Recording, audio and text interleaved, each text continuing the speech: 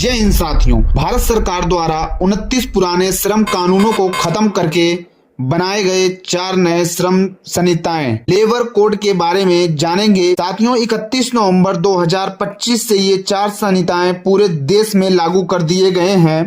ये 4 संहिताएं और इनसे जुड़ी मुख्य खबरें मैं आप लोगों को बताने वाला हूं।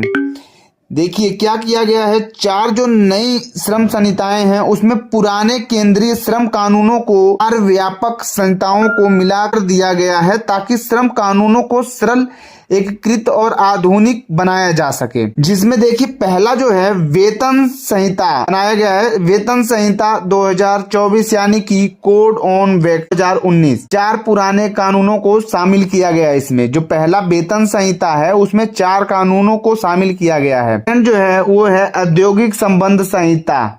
इसमें 3 पुराने कानूनों को शामिल कर दिया गया। 4 और 3 7 हो गए, ठीक है, 2 में मिला। सामाजिक सुरक्षा संहिता, इसमें जो है 9 पुराने कानूनों को शामिल किया गया है। व्यवसायिक सुरक्षा, स्वास्थ्य और कार्य स्थिति संहिता, इसमें 13 कानूनों को शामिल किया गया है। जो चौथा जो संहिता बनाया गया है वो जो है लेबर कोड में 13 कानूनों को शामिल किया गया है। बारी बारी से हम लोग जानेंगे इसमें के क्या फायदे क्या नुकसान है ना। देखिए मुख्य जो बदलाव हुए हैं वेतन संहिता जो पहला जो लेबर कोड है, न्यूनतम मजदूरी, मतलब कि अब देश भर में सभी क्षेत्रों में सभी श्रमिकों संगठित और असंगठित के लिए न्यूनतम मजदूरी का वैधानिक अधिकार स्थापित किया गया है। समान वेतन, पुरुष और महिला के लिए समान कार्य के लिए समान वेतन सुनिश्चित किया गया है। समय पर भुगतान, नियोक्ताओं के लिए कर्मचारियों को समय पर वेतन भुगतान करना कानूनी रूप से अनिवार्य होगा। सैलरी स्ट्रक्चर में बदलाव, सैलरी का कम से कम 50% हिस्सा बेसिक सैलरी यानी कि मूल वेतन होगा में कर्मचारी और कंपनी दोनों का योगदान बढ़ेगा, जिससे रिटायरमेंट के लिए जमा होने वाली रकम बढ़ेगी, भले ही हाथ में आने वाली सैलरी पर थोड़ा असर पड़े। दूसरा जो लेबर कोड है वो है सामाजिक सुरक्षा संहिता 2020। सामाजिक सुरक्षा का विस्तार पहली बार गिग वर्कर्स जैसे जोमैटो, स्विगी, ओला, उबर से जुड़े लोगों और प्लेटफॉर्म के जो वर्कर्स हैं सामाजिक सुरक्षा के दायरे में लाया गया।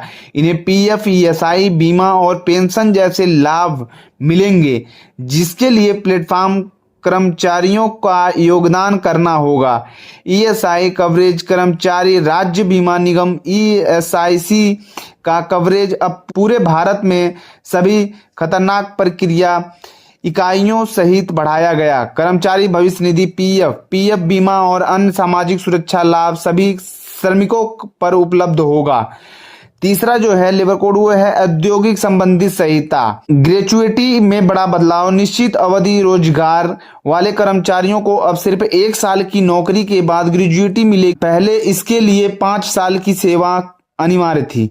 कर्मचारी छटनी, 300 से कम कर्मचारी वाले कंपनियों को छटनी बंदी या ले ऑफ के लिए सरकार के पूर्व अनुमति लेना की आवश्यकता होगी। पहले यह सीमा 100 कर्मचारी की थी। कर्मचारियों को नौकरी शुरू करने का समय सुनिश्चित पत्र पर अनिवार्य होगा। जो चौथा है वो है व्यवसायिक सुरक्षा, स्वास्थ्य और कार्य स्थिति संहिता। स्वास्थ्य जांच, 40 वर्ष से अधिक आयु के सभी कर्मचारियों के लिए नियोक्ता द्वारा निःशुल्क वार्षिक स्वास्थ्य जांच कराना अनिवार्य होगा।